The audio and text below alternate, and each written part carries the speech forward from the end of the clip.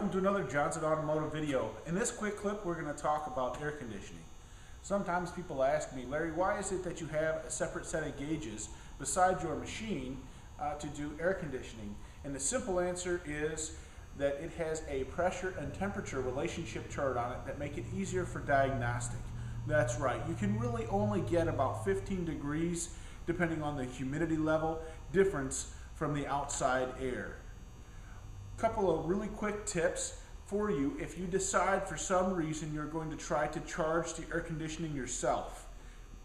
Number one, you have to pull a vacuum on the system in order to get all the moisture out of the air that is present in all air. If you don't do that, you're going to have little ice particles floating through the system doing damage to the system. Secondly is, if you ever spring a leak, you need to run away.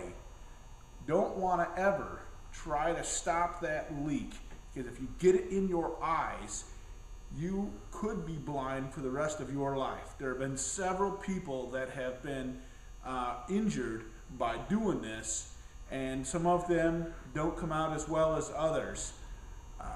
And I wouldn't want to see anybody get hurt. So be careful if you attempt this seemingly mundane yet dangerous activity yourself.